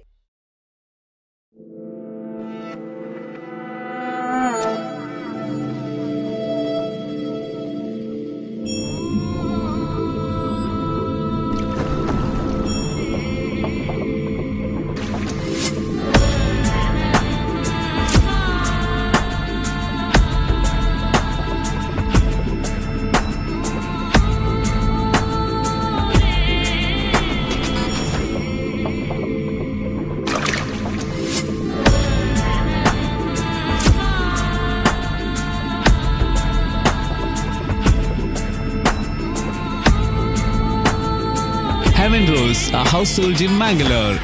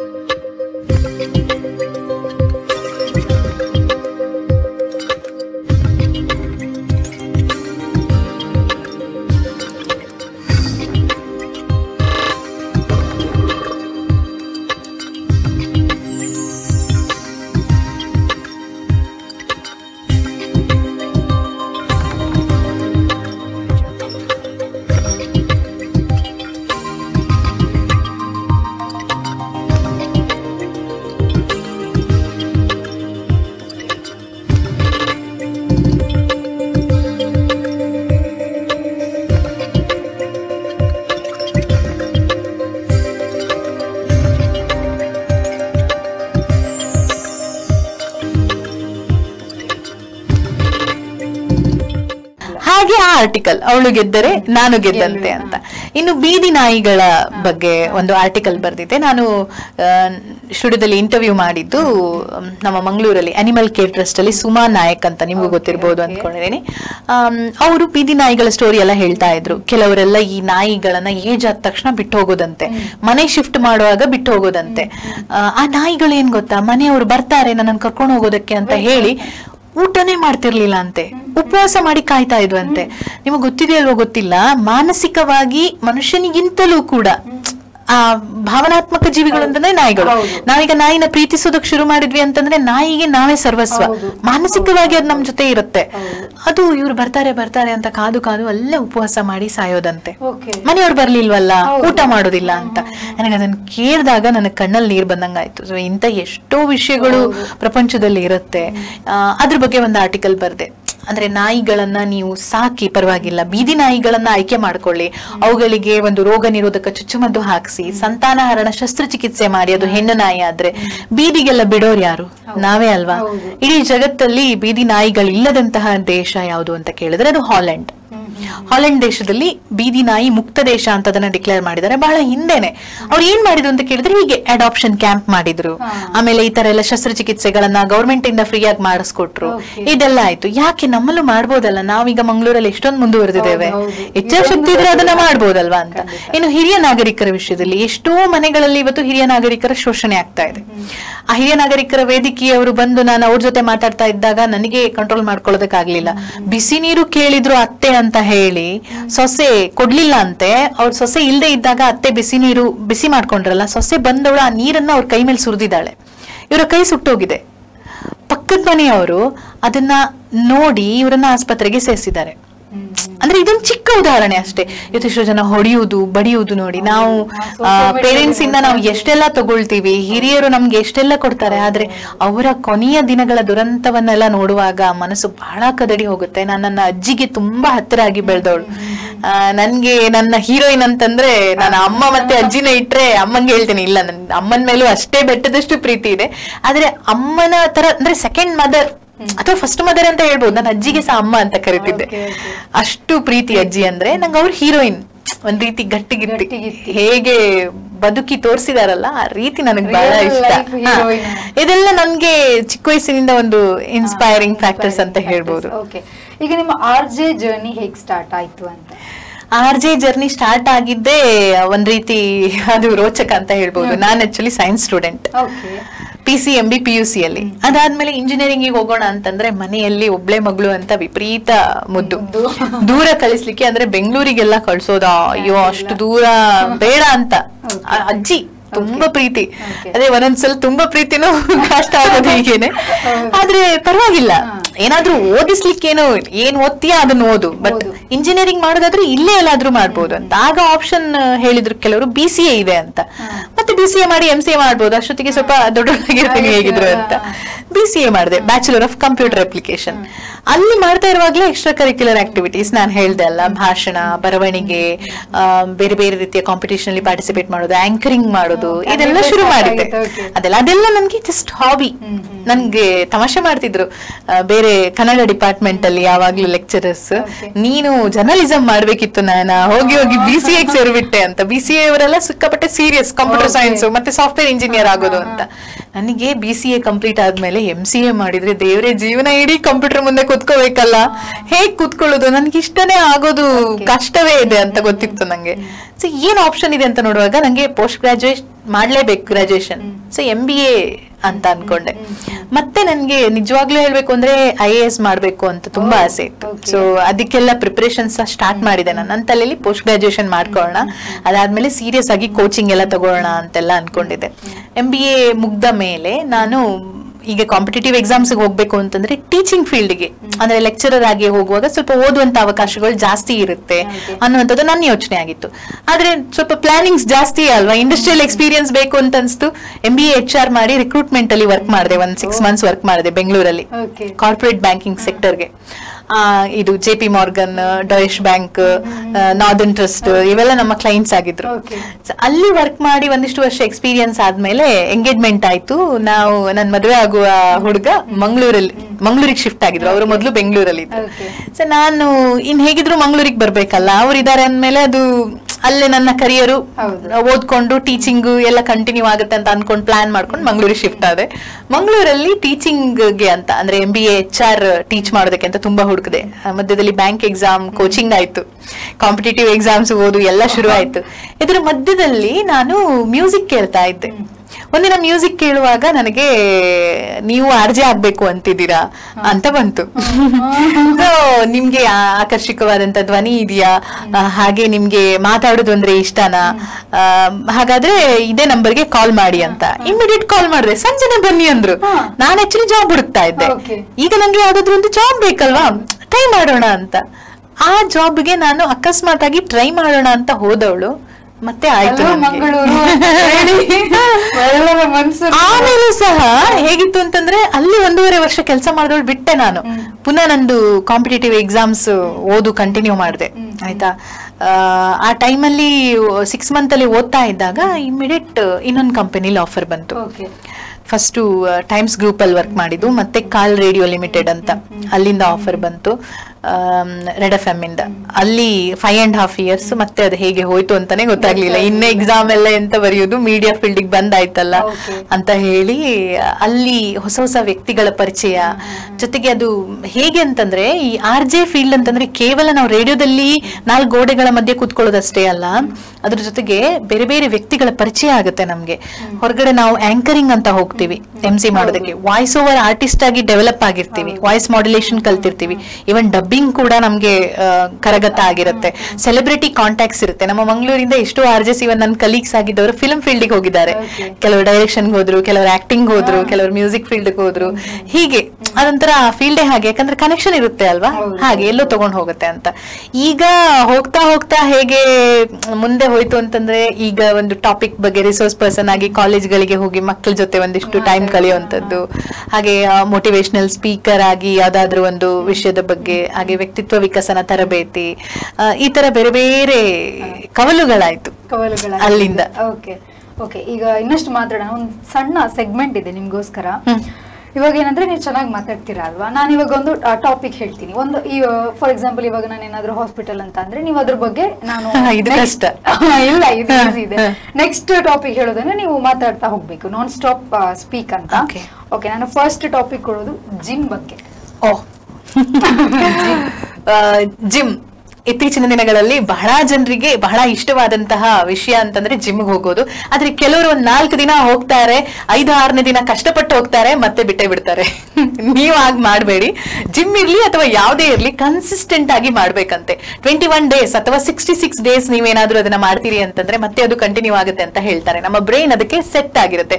ಸೊ ನೀವು ಜಿಮ್ ಮಾಡಿ, ಆದ್ರೆ ಅದ್ರ ಜೊತೆಗೆ ಅದಕ್ಕೆ ಬೇಕಾದಂತ ಪ್ರೋಟೀನ್ ತಗೊಳ್ಳಿ, ಅಥವಾ ಬೇರೆ ಏನಾದ್ರೂ ನೀವು ಅವ್ರು ಹೇಳಿದ್ರು ಇವ್ರು ಹೇಳಿದ್ರು ಅಂತ ತಿನ್ನೋದಕ್ಕೆಲ್ಲ ಹೋಗ್ಬೇಡಿ. ಆರೋಗ್ಯ ಹಾಳಾಗುತ್ತೆ, ಸೈಡ್ ಇಫೆಕ್ಟ್ಸ್ ಬಹಳ ಇರುತ್ತೆ. ಇನ್ಯಾರೋ ಮಾಡಿದ್ರು ಅಂತ ಜಿಮ್ ಮಾಡೋದಕ್ಕಿಂತ ಯೋಗ ಬೆಸ್ಟ್ ಅಂತ ಅನ್ಸಿದ್ರೆ ಯೋಗ ಮಾಡ್ಬೋದು, ಏರೋಬಿಕ್ಸ್ ಮಾಡ್ಬೋದು, ವಾಕಿಂಗ್ ಮಾಡ್ತೀನಿ ವೆರಿ ಸೇಫೆಸ್ಟ್ ಅದನ್ನ ಮಾಡ್ಬೋದು. ಆದ್ರೆ ಏನಾದ್ರೂ ಒಂದ್ ಮಾಡಿ ಆರೋಗ್ಯನ ಚೆನ್ನಾಗಿ ಕಾಪಾಡ್ಕೊಳ್ಳಿ. ಹೊಸ ಕಪಲ್ಸ್ ಬಗ್ಗೆ ಅಬ್ಬಬ್ಬಾ ನೋಡಿ, ಮದ್ವೆ ಆಗುವ ಮೊದ್ಲು ಒಂದು ಸೀರಿಯಸ್ ಆಗಿ ಯೋಚನೆ ಮಾಡಿ, ನಿಜವಾಗ್ಲೂ ನಿಮಗ್ ಮದ್ವೆ ಬೇಕಾ ಬೇಡವಾ ಅಂತ. ಯಾಕಂದ್ರೆ ಮದ್ವೆ ಆಗ್ಲೇಬೇಕು. ನನ್ ಪ್ರಕಾರ. ಆದ್ರೆ ಏನ್ ಮಾಡ್ತಾರೆ ಅಂತಂದ್ರೆ, ಸರಿಯಾದಂತ ಜೀವನ ಸಂಗಾತಿಯನ್ನ ನೀವು ಆಯ್ಕೆ ಮಾಡ್ಕೊಂಡಿಲ್ಲ ಅಂತಂದ್ರೆ ನಿಮ್ಮ ಲೈಫು ವೇಸ್ಟ್ ಆಗಿ ಹೋಗುತ್ತೆ. ಅದಕ್ಕಿಂತ ಸ್ವಲ್ಪ ಮೆಚ್ಯೂರ್ಡ್ ಆಗಿ ನಿಮ್ಮ ಒಂದು ಮ್ಯಾಚ್ ಅಂದ್ರೆ ಏನು ಗುಣಗಳಿರುತ್ತೆ, ಅದಕ್ಕೆ ಎದುರುಗಡೆ ಇರುವವರು ಹೇಗೆ ಸಪೋರ್ಟ್ ಮಾಡ್ತಾರೆ ಅನ್ನೋದನ್ನ ಅರ್ಥ ಮಾಡ್ಕೊಳ್ಳಿ. ಹಾಗೆ ನಾನೊಂದ್ ಹೇಳ್ತೀನಿ, ಎಕ್ಸ್ಪೆಕ್ಟೇಷನ್ಸ್ ನ ಇಟ್ಕೊಳ್ಳೇಬೇಡಿ. ನೀವ್ ಅನ್ಕೊಂಡ ಹಾಗೆ ಹುಡುಗ ಹುಡುಗಿ ಸಿಗೋದಕ್ಕೆ ಈ ಜಗತ್ತಲ್ಲಿ ಸಾಧ್ಯವೇ ಇಲ್ಲ. ಹಾಗೆ ಸಾಧ್ಯ ಇದೆ ಅಂತಾದ್ರೆ ಮೊದ್ಲು ನೀವು ಯಾವ ಕ್ವಾಲಿಟೀಸ್ ನಿಮ್ಮ ಹುಡುಗ ಹುಡುಗಿಯಲ್ಲಿ ಇರ್ಬೇಕು ಅಂತ ಬಯಸ್ತೀರೋ ಆ ಕ್ವಾಲಿಟೀಸ್ ನ ಮೊದ್ಲು ನಿಮ್ಮಲ್ಲಿ ರೂಪಿಸ್ಕೊಳ್ಳೋದಕ್ಕೆ ಟ್ರೈ ಮಾಡಿ. ಆಮೇಲೆ ಯು ಕ್ಯಾನ್ ಅಟ್ರಾಕ್ಟ್, ಅದು ನಿಮ್ ಹತ್ರ ಬಂದೇ ಬರುತ್ತೆ. ಇನ್ನೊಂದು, ಸಂಗಾತಿ ಅಂತಂದ್ರೆ ನೀನ್ ಹೇಗಿದೆಯೋ ಹಾಗೆ ನಿನ್ನ ಒಪ್ಕೊಳ್ತೀನಿ ಅನ್ನೋದೇ ಬಹಳ ಚಂದ.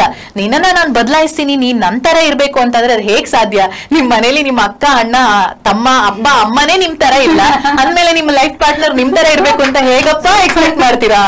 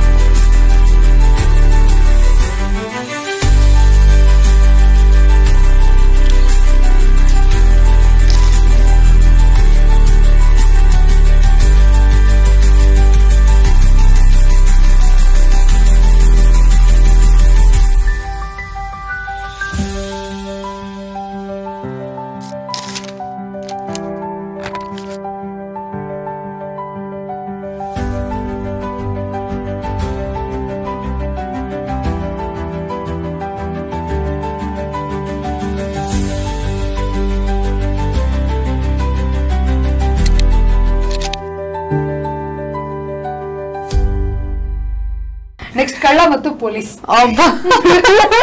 ಕಳ್ಳ ಪೊಲೀಸ್, ಚಿಕ್ಕ ವಯಸ್ಸಲ್ಲಿ ನಾವು ಕಳ್ಳ ಪೊಲೀಸ್ ಅಂತಂದ್ರೆ ಚೀಟಿಗಳಲ್ಲಿ ಆಟ ಆಡ್ತಾ ಇದ್ವಿ.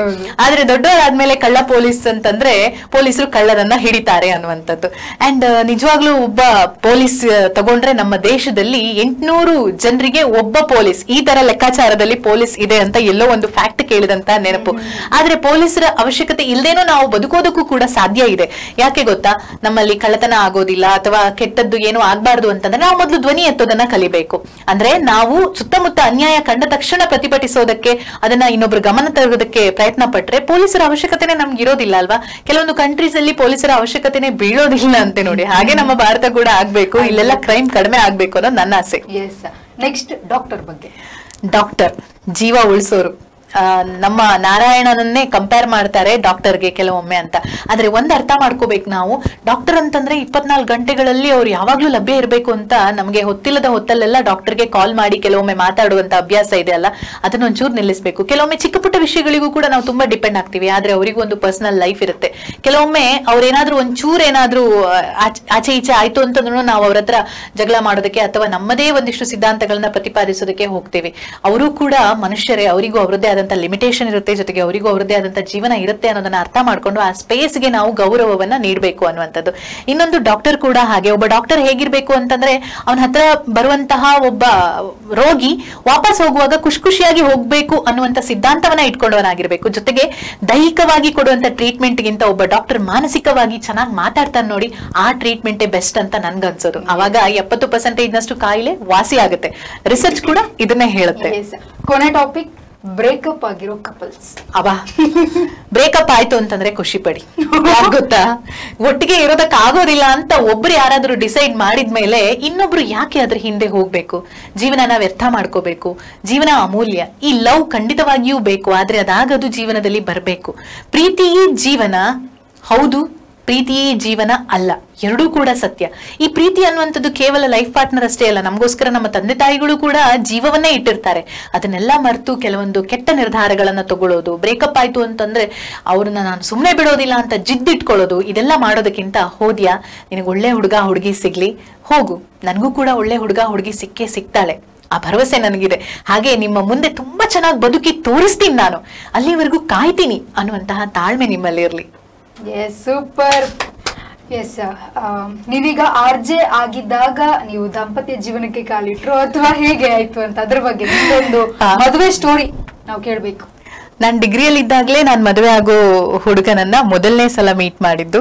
ಅದು ಇದೇ ಎಕ್ಸ್ಟ್ರಾ ಕರಿಕ್ಯುಲರ್ ಆಕ್ಟಿವಿಟೀಸ್ ಅಲ್ಲಿ ಬೆಂಗಳೂರಲ್ಲಿ ಮೀಟ್ ಮಾಡಿದ್ದು. ಅದಾದ್ಮೇಲೆ ಪರಿಚಯ ಆಯ್ತು, ಫ್ರೆಂಡ್ಶಿಪ್ ಆಯ್ತು, ಆಮೇಲೆ ರಿಲೇಟಿವ್ಸ್ ಅಂತ ಗೊತ್ತಾಯ್ತು. ಪರವಾಗಿಲ್ಲ, ಮದುವೆ ಆಗ್ಬಹುದು ಅಂತ. ಯಾಕಂದ್ರೆ ಮನೇಲಿ ಕೆಲವೊಂದು ಕಂಡೀಷನ್ಸ್ ಇದ್ದೇ ಇರುತ್ತೆ, ಹುಡುಗ ಹೀಗಿರ್ಬೇಕು ಅಥವಾ ಈ ರೀತಿ ರಿಸ್ಟ್ರಿಕ್ಷನ್ಸ್ ಎಲ್ಲ ಇದ್ದೇ ಇರುತ್ತಲ್ವಾ, ಅದಕ್ಕೆಲ್ಲ ಮ್ಯಾಚ್ ಆಗ್ತಾರೆ ಅನ್ನೋದೊಂದು ನಂಬಿಕೆ ಇತ್ತು. ಯಾಕಂದ್ರೆ ನಾವು ಸೆಲೆಕ್ಟ್ ಮಾಡ್ಕೊಳ್ಳುವಾಗ ಮನೆಯವ್ರ ಬಗ್ಗೆ ಕೂಡ ಯೋಚನೆ ಮಾಡ್ಬೇಕಾಗತ್ತೆ, ಅವರನ್ನ ನಾವು ತಲೆ ತಗ್ಗಿಸುವ ಹಾಗೆ ಮಾಡಬಾರ್ದು ಅನ್ನುವಂಥದ್ದೊಂದಿರುತ್ತೆ ಅಲ್ವಾ. ಅದಾದ್ಮೇಲೆ ಏನಾಯ್ತು, ಅವರಿಗೆ ನನ್ನ ಆಕ್ಟಿವಿಟೀಸ್ ಎಲ್ಲ ಗೊತ್ತಿರೋದ್ರಿಂದ ಅವರೆಲ್ಲದಕ್ಕೂ ಸಪೋರ್ಟ್ ಮಾಡೋದಕ್ಕೆ ಶುರು ಮಾಡಿದ್ರು.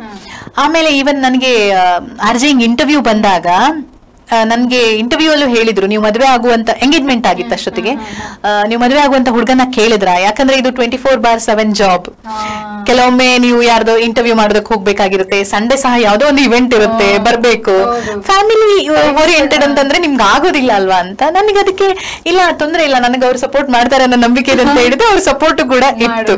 ಹಾಗೆ ನೋಡಿದ್ರೆ ನನ್ನ ತಂದೆ ನಾನು ಬ್ಯಾಂಕಲ್ಲಿ ಕೆಲಸ ಮಾಡ್ಬೇಕು ಅನ್ನೋದನ್ನ ತುಂಬಾ ಆಸೆ ಪಟ್ಟಿದ್ರು. ಅವರು ಬ್ಯಾಂಕರ್ ಆಗಿದ್ರಿಂದ ನನ್ನ ಮಗಳೊಂದು ಬ್ಯಾಂಕಲ್ಲಿ ಆಫೀಸರ್ ಮ್ಯಾನೇಜರ್ ಹೀಗೆಲ್ಲ ಅವರ ತಲೆಯಲ್ಲಿ ಇತ್ತು.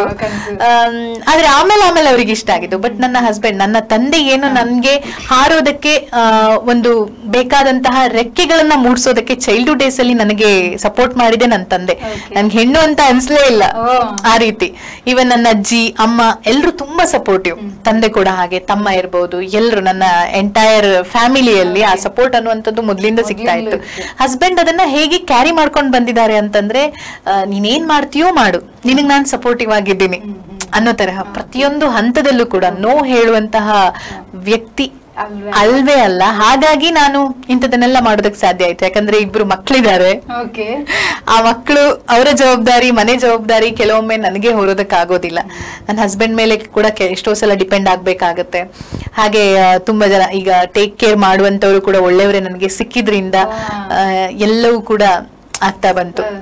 ಹಸ್ಬೆಂಡ್ಗೆ ನಾನು ಖಂಡಿತ ಥ್ಯಾಂಕ್ಸ್ ಹೇಳಲೇಬೇಕು. ಹಾಗೆ ಅವರ ಸಪೋರ್ಟ್ ಕೂಡ ನನಗೆ ಖಂಡಿತ ಇಂಪಾರ್ಟೆಂಟ್. ಹೌದು. ಓಕೆ, ಇವಾಗ ನೀವು RJ ಅಂದ ತಕ್ಷಣ ಒಂಥರ ಅಟ್ರಾಕ್ಷನ್ ಇರುತ್ತೆ. ಸೊ ನಿಮ್ಗೆ ಇವಾಗ ಸೋಷಿಯಲ್ ಮೀಡಿಯಾದಲ್ಲಿ ಆಗಿರ್ಬೋದು, ಇನ್ಸ್ಟಾಗ್ರಾಮ್ ಅಲ್ಲಿ ಈ ತರ ನಿಮ್ಗೆ ಮೆಸೇಜಸ್ ಎಲ್ಲ ಬರ್ತಾ ಇರಲ್ವಾ? ಸೊ ಫನ್ನಿ ಆಗಿರುವಂತಹ ಮೆಸೇಜಸ್ ಏನಾದ್ರು ಬಂದಿದ್ಯಾ ನಿಮ್ಗೆ? ತುಂಬಾ ಬರ್ತಾ ಇರುತ್ತೆ. ಕೆಲವೊಮ್ಮೆ ಎಂತೆಂತದ್ದು ವಿಚಿತ್ರ ಮೆಸೇಜ್ಗಳು ಕೂಡ ಬರೋದಿರುತ್ತೆ. ವಿಚಿತ್ರವಾಗಿರೋ ಮೆಸೇಜಸ್ ಬಂದಿದ್ಯಾ ಅಂತ. ನಾನು ಇದೇ ಈ ಗಂಡ ಹೆಂಡತಿ ಬಗ್ಗೆ ನೀವು ಕೇಳಿದ್ರಲ್ಲ, ಮಾತಾಡಿದ್ನಲ್ಲ, ಅಂದ್ರೆ ಹುಡುಗ ಹುಡುಗಿ ಹೀಗಿರ್ಬೇಕು ಅಂತ. ಮೊದ್ಲು ನಿಮ್ ಗಂಡನ ಬಗ್ಗೆ ಹೇಳಿ ಅಂತ ಬೈಕೊಂಡು, ನೀವ್ ಹಿಂಗ್ ಮಾತಾಡ್ತೀರ, ಬನ್ನಿ ಮಂಗಳೂರಿಗೆ ಪರಿಚಯ ಮಾಡಿಸ್ತೀವಿ, ಒಟ್ಟಿಗೆ ಕುತ್ಕೊಂಡು ಊಟ ಮಾಡೋಣ ಅಂತ ಹೇಳಿ. ಆಮೇಲೆ ರೀಸೆಂಟ್ ಆಗಿ ಯಾರೋ ಒಬ್ರು ನೆಗೆಟಿವ್ ಕಮೆಂಟ್ ಮಾಡಿದ್ರು. ಆಗ ನಾನು ಹೇಳ್ದೆ, ಓಕೆ, ನಿಮ್ ಮನೇಲಿ ನಿಮ್ಮ ತಾಯಿ, ನಿಮ್ಮ ಅಕ್ಕ ತಂಗಿ ಅಥವಾ ನಿಮ್ಮ ಹೆಂಡತಿ ಆತರ ಇಲ್ಲ ಅನ್ಸುತ್ತೆ ಅಲ್ವಾ? ನಿಜವಾಗ್ಲೂ ಹುಡುಗರಿಗೆ ಮೊದಲು ಹುಡುಗಿಯರ ಜೊತೆಯಲ್ಲಿ ಹೇಗೆ ಮಾತಾಡ್ಬೇಕು ಅನ್ನುವಂಥದ್ದು, ಯಾವ ರೀತಿ ಕಮೆಂಟ್ ಗಳನ್ನ ಮಾಡ್ಬೇಕು ಅನ್ನುವಂಥದ್ದು ಗೊತ್ತಿರ್ಬೇಕಾಗತ್ತೆ. ಮೊದ್ಲು ಕೋಪ ಬರ್ತಿತ್ತು ನೆಗೆಟಿವ್ ಕಮೆಂಟ್ಸ್ ನೋಡುವಾಗ. ಆವಾಗ ನಾವು 20s ಅಲ್ಲಿ ಏನಾಗುತ್ತೆ ಅಂತಂದ್ರೆ ನಮ್ಗೆ ಸಿಕ್ಕಾಪಟ್ಟೆ ಕೋಪ ಜಾಸ್ತಿ ಇರುತ್ತೆ. ಯೂಶಲಿ ರಿಯಾಕ್ಟ್ ಮಾಡ್ಬಿಡ್ತೀವಿ, ಇಲ್ಲ ಟೆನ್ಷನ್ ತಗೊಳ್ತೀವಿ, ಏನಾಯ್ತು ಹೀಗೆಲ್ಲ. ಆದ್ರೆ ಆಮೇಲೆ ಅನ್ಸುತ್ತೆ ಮೆಚುರಿಟಿ ಇಲ್ಲದೆ ಇರುವಂತಹ ಜಗತ್ತಲ್ಲಿ ನಾವೇನ್ ಮಾಡ್ಬೇಕಾಗತ್ತೆ, ಸಾಧ್ಯ ಆದ್ರೆ ಅವ್ರನ್ನ ಸ್ವಲ್ಪ ಬದಲು ಮಾಡೋದಕ್ಕೆ ಪ್ರಯತ್ನ ಪಡ್ಬಹುದು, ಇಲ್ಲಾಂದ್ರೆ ನಕ್ಕು ಸುಮ್ಮನಾಗ್ಬಹುದು ಅಷ್ಟೇ.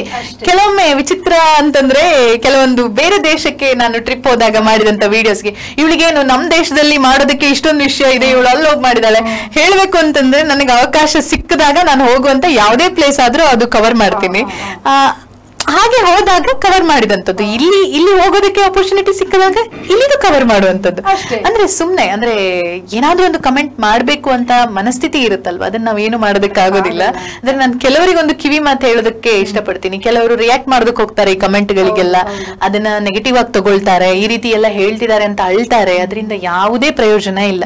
ಈ ಜಗತ್ತಲ್ಲಿ ನಾವು ಯಾರನ್ನು ಸಹ ನೀನು ಸರಿ ಇಲ್ಲ, ನೀನ್ ಸರಿ ಇಲ್ಲ, ಸರಿ ಆಗ್ಬೇಕು ಅಂತಂದ್ರೆ ಯಾರು ಕೇಳೋದಿಲ್ಲ. ಯಾಕಂದ್ರೆ ಎಲ್ರಿಗೂ ಒಂದು ಎಗ್ರಿಮೆಂಟ್ ಮಾಡ್ಕೊಂಡಿರ್ತಾರೆ, ಅವ್ರ ಪ್ರಕಾರ ಅವ್ರು ಸರಿ, ನನ್ನ ಪ್ರಕಾರ ನಾನ್ ಸರಿಯಾಗಿದ್ದೀನಿ, ಜಗತ್ತು ಸರಿಯಾಗಿಲ್ಲ.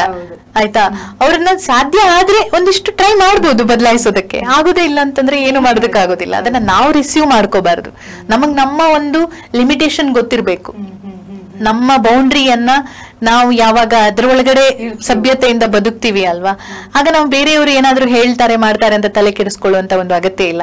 ನಮಗ್ ನಾವೇ ಆತ್ಮಸಾಕ್ಷಿಗೆ ನಾವು ಹೆದರ್ಕೊಳ್ತೀವಿ, ಅಯ್ಯೋ ನಾನ್ ಮಾಡಿದ್ದು ತಪ್ಪಲ್ವಾ, ನಾನ್ ಮಾಡಿದ್ದು ಈ ರೀತಿ ಮಾಡಬಾರ್ದಾಗಿತ್ತು ಅಂತ ಚುಚ್ಚುತ್ತೆ ನೋಡಿ. ಹಾಗೆ ಇಲ್ಲದಿದ್ರೆ ರಾತ್ರಿ ಮಲಗಿದಾಗ ಒಳ್ಳೆ ನಿದ್ದೆ ಬರ್ಬೇಕು. ರಾತ್ರಿ ಯೋಚನೆ ಮಾಡು, ಇವತ್ತು ಯಾರಿಗೆಲ್ಲ ನೀನ್ ಹರ್ಟ್ ಮಾಡಿದ್ಯಾ ಅಂತ ಅಲ್ವಾ, ಅದಿರಬಾರ್ದು, ನೇರ.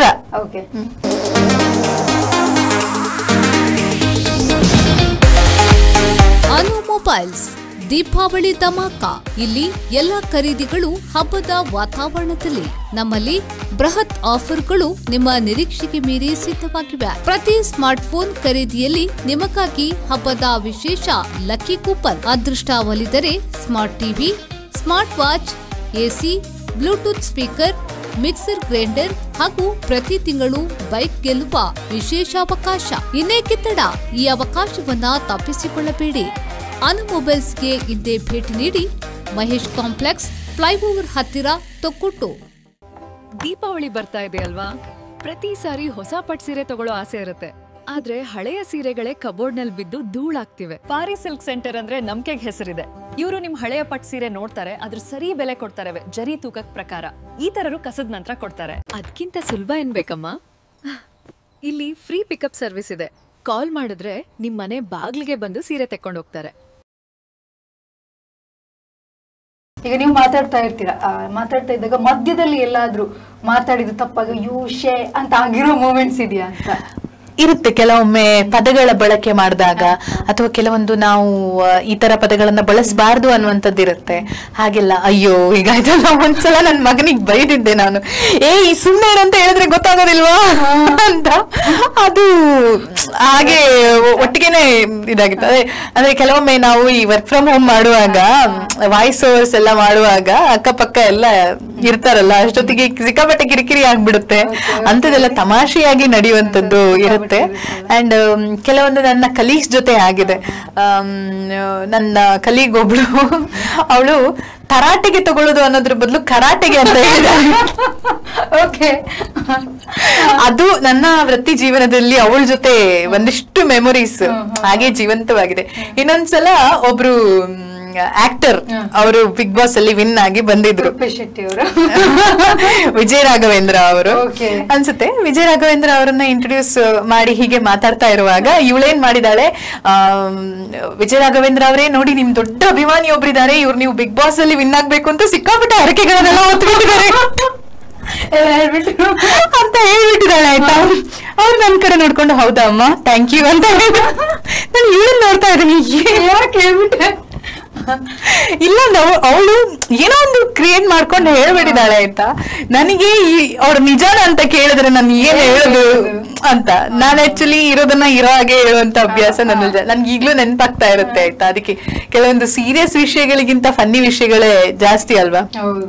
ಲೈಫ್ ಅಲ್ಲಿ ನೆನಪಲ್ಲಿ ಉಳ್ಕೊಳ್ಳೋದು, ಕೆಲವೊಂದು ವ್ಯಕ್ತಿಗಳು ಮಾಡಿದಂತ ತಮಾಷೆ. ಹೀಗೆ ಯಾರೋ ಒಬ್ರು ಸೆಲೆಬ್ರಿಟಿನ ಇಂಟರ್ವ್ಯೂ ಮಾಡ್ತಾ ಇದ್ದಾಗ ಅವರು ಹೇಳ್ತಾ ಇದ್ರು ಅವರಿಗೆ, ಸರ್ ನಾನ್ ನಿಮ್ಮ ದೊಡ್ಡ ಫ್ಯಾನ್ ಸರ್ ಅಂತ. ನೀವ್ ಇದನ್ನ ಎಷ್ಟು ಜನರಿಗೆ ಹೇಳಿದೀರಾ ಮೇಡಮ್? ಯಾರಿಗಾದ್ರೂ ನಾವು ಹೀಗೆ ಮಾತಾಡ್ಬೇಕು ಅಂತಂದ್ರೆ ಮೊದ್ಲು ಸ್ವಲ್ಪ ಯೋಚನೆ ಮಾಡಿ ಜೆನ್ಯೂನ್ ಆಗಿ ಪ್ರಾಮಾಣಿಕವಾದಂತ ಹೊಗಳಿಕೆ ಬೇಕೇ ಬೇಕು. ಈಗ ನೋಡಿ, ನೀವು ನನ್ ಜೊತೆ ಕ್ಯಾಶುವಲ್ ಆಗಿ ಮಾತಾಡ್ತಿದ್ದೀರಾ, so I feel so comfortable. ನಂಗೆ ನಿಮ್ ಜೊತೆ ಮಾತಾಡುವಾಗ ಆ ಒಂದು ಟಿವಿಲಿ ಕುತ್ಕೊಂಡು ಮಾತಾಡ್ತಾ ಇದೀವಿ ನಾವು, ಆ ತರ ಫೀಲಿಂಗ್ ಬರ್ಲಿಲ್ಲ. And it's a compliment, honest compliment. Okay, and questions are also like ನನ್ಗೆ ತುಂಬಾ ಖುಷಿ ಕೊಡ್ತು ಮಾತಾಡ್ತಾ ಹೋಗುವಾಗ. ಈ ಕಾಂಪ್ಲಿಮೆಂಟ್ ನಾನು ನಿಮ್ಗೆ ಕೊಡ್ಬೋದು. ಇಲ್ಲ ನಾನು ಇನ್ನು ಬೇರೆ ಏನೇನೋ ನಿಮ್ಮನ್ನ ಹೊಗಳೋದಕ್ಕೆ ಅಂತ ಹೇಳಿದ್ರೆ ನೀವು ಈಗ ಸ್ಕ್ರೀನ್ ಮುಂದೆ ನಗ್ಬಹುದು, ಆದ್ರೆ ಸ್ಕ್ರೀನ್ ಹಿಂದೆ ಹೋಗುವಾಗ ಅವರು ಎಲ್ಲೋದ್ರು ಹೀಗೆ ಅನ್ಸುತ್ತೆ, ಎಲ್ರಿಗೂ ಹೀಗೆ ಹೇಳ್ತಿರ್ತಾರೆ, ನೀವು ಹಾಗೆ ಹೀಗೆ ಅಂತ ಹೇಳಿ. ನಿಮ್ಮ ಟ್ಯಾಲೆಂಟಿಗೆ ನಾನು ಕರೆಕ್ಟ್ ಆದಂತ ಕಾಂಪ್ಲಿಮೆಂಟ್ ಕೊಡೋದ್ರಲ್ಲಿ ಹಿಂದೆ ಮುಂದೆ ನೋಡ್ಲೇಬಾರ್ದು. ಅಪ್ರಿಸಿಯೇಷನ್ ತುಂಬಾ ಮ್ಯಾಟರ್ಸ್. ಅದು ಮಕ್ಕಳ ವಿಷಯದಲ್ಲಿ ಇರ್ಲಿ, ದೊಡ್ಡವ್ರ ವಿಷಯದಲ್ಲಿ ಇರ್ಲಿ, ನಿಮ್ಮ ಲೈಫ್ ಪಾರ್ಟ್ನರ್. ಹೆಂಡತಿ ಅಡ್ಗೆ ಮಾಡಿದಾಗ ಎಷ್ಟೋ ಜನ ಉಪ್ಪಿಲ್ಲ ಖಾರ ಇಲ್ಲ ಅಂತ ಕಮೆಂಟ್ ಮಾಡ್ತಾರೆ ಬಿಟ್ರೆ, ನೀನ್ ತುಂಬಾ ಚೆನ್ನಾಗಿ ಅಡ್ಗೆ ಮಾಡಿದೀಯಾ, ಬಾ ಇವತ್ತು ಹೊರಗಡೆ ಕರ್ಕೊಂಡು ಹೋಗ್ತೀನಿ, ನಿನಗೆ ಇವತ್ತು ಅಡ್ಗೆ ಕೆಲಸ ಬೇಡ, ಅಥವಾ ನೀನ್ ಕೂತ್ಕೋ ಇವತ್ತಿಡೀ ನಾನ್ ಅಡ್ಗೆ ಮಾಡ್ತೀನಿ, ಇಂಥದ್ದೆಲ್ಲ ಒಂಚೂರು ಟ್ರೈ ಮಾಡ್ತಾ ಇರ್ಬೇಕು ಅಂತ ನನ್ಗನ್ಸೋದು. ಇಲ್ಲ ಅಂತಂದ್ರೆ ಲೈಫ್ ಬೋರ್ ಆಗ್ಬಿಡುತ್ತೆ ಅಲ್ವಾ. ಪ್ರೀತಿಯನ್ನ ವ್ಯಕ್ತಪಡಿಸ್ತಾ ಇರ್ಬೇಕು, ಅಪ್ರಿಶಿಯೇಟ್ ಮಾಡ್ತಾ ಇರ್ಬೇಕು, ಅಮ್ಮನಿಗೊಂದು ಥ್ಯಾಂಕ್ಸ್ ಹೇಳ್ಬೇಕು, ಟೈಮ್ ಸಿಕ್ಕಾಗ್ಲೆಲ್ಲ ದೂರ ಇದ್ರೂನು ಒಂದು ಕಾಲ್ ಮಾಡಿ 2 ನಿಮಿಷ ಆದ್ರೂ ಹೇಗಿದ್ಯಾ ಅಂತ ಮಾತಾಡ್ಬೇಕು. ಅದೆಲ್ಲ ಪ್ರೀತಿಯನ್ನು ಉಳಿಸ್ಕೊಳ್ಳುವಂತ ವಿಧಾನಗಳು. ಈ ದೊಡ್ಡ ಪ್ರಪಂಚದಲ್ಲಿ ಚಿಕ್ಕ ಪುಟ್ಟ ವಿಚಾರಗಳು ಹಾರ್ಟಿಗೆ ಟಚ್ ಆಗುವಂತದ್ದು. ಓಕೆ, ಆಕ್ಚುಲಿ ನನಗೂ ಖುಷಿ ಆಯ್ತು ನಿಮ್ಮ ಹತ್ರ ಮಾತಾಡಿ. ನಿಮ್ದು ಭಾಷಾ ಇದೇನು ಅಕ್ಷರ ಉಚ್ಚಾರ ಇದೆಯಲ್ವಾ, ನಂಗೆ ಸಿಕ್ಕಾಪಟ್ಟೆ ಖುಷಿ ಆಗ್ತದೆ. ನಮ್ದು ಪದ ಎಲ್ಲ ಸ್ವಲ್ಪ ಅಲ್ಲಲ್ಲಿ ಇಂಗ್ಲಿಷ್ ಎಲ್ಲ ಆಡ್ ಆಗ್ತಾ ಇರೋದು, ಬಟ್ ನೀವು ನೋಡಿ ಸರಾಗವಾಗಿ ಸುಲಲಿತವಾಗಿ ಮಾತಾಡ್ತಾ ಇದ್ರೆ ನನ್ಗೆ ಅದು ಇಷ್ಟ ಆಯ್ತು. ಅದು ಮೇ ಬಿ ನೀವು ಬುಕ್ ಓದ್ತಾ ಅಭ್ಯಾಸ ಆಗಿದ್ದ ಅಂದ್ರೆ ಭಾಷೆಯ ಜ್ಞಾನ ಅನ್ನುವಂಥದ್ದು ಬಂದಿದೆ ಅಂತಂದ್ರೆ ನನ್ನ ಕನ್ನಡ ಟೀಚರ್ಸ್ಗೆ ಅಫ್ಕೋರ್ಸ್ ನಾನು ಕ್ರೆಡಿಟ್ ಕೊಡ್ಲೇಬೇಕು. ಮತ್ತೆ ಓದು ಅನ್ನುವಂಥದ್ದು ಇಲ್ಲದೆ ಹೋದ್ರೆ ನಾನಿಲ್ಲ. ನಾನಷ್ಟೇ ಅಲ್ಲ, ಬಹುಶಃ ನೀವು ಸಹ. ನಾನು ಹೇಳೋದಾದ್ರೆ ಈಗ ನೀವು ಈ ಇಂಟರ್ವ್ಯೂ ಮಾಡೋದಕ್ಕೆ ಬಂದಿದ್ದೀರಾ ಅಂತಂದ್ರೆ ಒಂದಿಷ್ಟು ಏನಾದ್ರೂ ರಿಸರ್ಚ್ ಮಾಡ್ಕೊಂಡೇ ಬರ್ಬೇಕಾಗತ್ತೆ.